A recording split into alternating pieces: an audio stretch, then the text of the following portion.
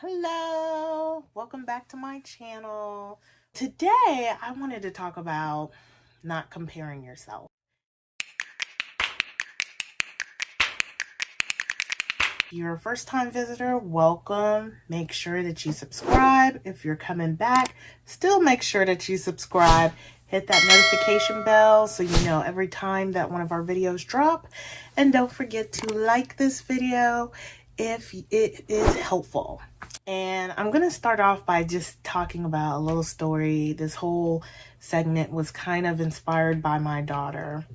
My daughter is in 7th grade and she had an assignment to do a project. It was to recreate the cell.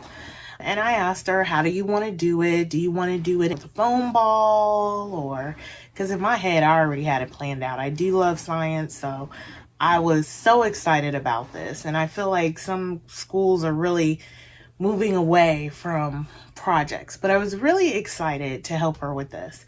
And she kept saying, no, Mom, I want to use clay. I want to use clay.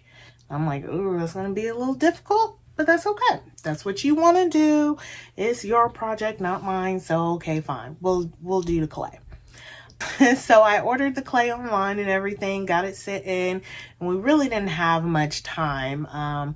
So some of that was on me because she had a lot of leeway, but it took a while for the clay to come in and give us time to actually do it. So when we sat down the night before it's actually due and we're recreating a cell, and it's looking like a normal 7th grade homemade assignment to me. And then she came to me and she said, Mom, do you think that there's going to be a student there whose cell looks better than mine? And I didn't hesitate. I am very honest, and sometimes people even say a little blunt. And I said, sure. And she just gave me this look. I said, but that's not why you're doing this. You are not doing this so you can impress your friends. Number one, they're not even a teacher. They do not have any type of power over your grade. You're not doing it for them. You're doing it to show the teacher that you understand the assignment. You're going to do it to the best of your ability. Do you feel like you did it to the best of your ability in the way you envisioned it? She said yes. I said, okay, then you should get a wonderful grade. I mean, it looks great. You have everything represented. You haven't forgotten anything. And I believe that's what the teacher is going to look for when she grades. But I could still tell that she was very apprehensive about the answer that I gave her. Her mind was more so on impressing her friends. Back in the day when I was in school, there was always that one student. You would have a project and they would go over and way beyond. Like, I'm talking about they would make like a whole robot, and the robot would, it was just something extra fancy, just something that nobody even really thinks of. There's always that one, and then there's always the one that, little Johnny forgot before it was even due and tried to do it in between classes 5 minutes before it's due, and he's probably going to use some crayons that he found in his locker and just draw the cell and be like, this, and this, and just try to make sure he gets A grade. You're always going to have people who's going to represent the project in different ways. It can be interpreted differently. And some people are going to wow you and inspire you to maybe even do better next time. And then some people you're going to be like, wow, I'm glad I wasn't them. and hopefully you'll be inspiration for them next time to do better. There's always that. So I thought this was perfect. Because sometimes when we're on our entrepreneurial journey, we want to compare ourselves. We see someone who maybe even started when we started, someone who's offering similar services, somebody who is doing the same things that we do, and we lose focus on our why, which everyone's why is different, right? And because we lose focus on our why, we start thinking we're not doing well enough or we're doing something wrong. And that's not even the case. That's not the case at all. You're doing the best to your ability. You're doing and working with what you have. and you're doing a fabulous job at it. Just because you're not doing it like Susie doesn't mean you didn't understand the assignment. Doesn't mean that you didn't do the assignment correctly. And it doesn't mean you're not going to get an A. Susie understood the assignment. You understand the assignment. They just don't look the same. So I always try to remind people that our journeys are really not the same. We may have similar goals, but our journeys are different, and we do have to go through them in different ways. Some people are on a bike, some people are on a car, some people have more resources than others, some people have a better support system. It just doesn't, none of that really matters, because everyone can be successful where they're at with what they have.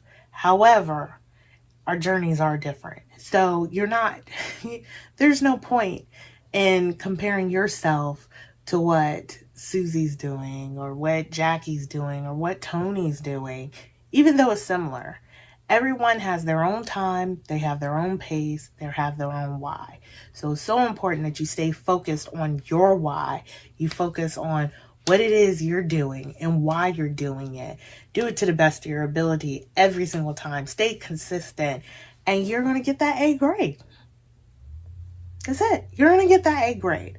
So if you are just thinking about starting a virtual assistant business and you want to think about services to offer, I do have a cheat sheet on different services that you can offer. So just go to my link and you will be able to download those cheat sheet. If you have a team, or if you're already a VA and you're thinking about, I need to delegate because things are getting a little too hot and I have too much, but I don't even know how to delegate, which is a very real common issue. I have a cheat sheet for that as well down below. I do want to make sure that you guys understand everybody's on their own journey.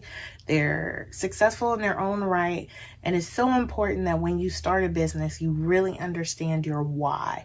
Why are you really doing this? What is it you really want to gain from this? And understand and learn how to be wildly successful to your own standards, not for someone else's. Because, people are going to judge if they think you're successful by their own standards. But that's not why you do this. You do this for you. So I just want to come on here, tell you, don't compare yourself. You're doing absolutely wonderful. You're doing absolutely great. If you're watching this video and you're thinking about becoming a VA, hey, that's already a step right there. If you're already a VA, this is still another step. You're on that journey, and everyone's journey looks a little differently. So make sure that you stay focused on your success and your goals and your why, and you have no choice but to be wildly successful.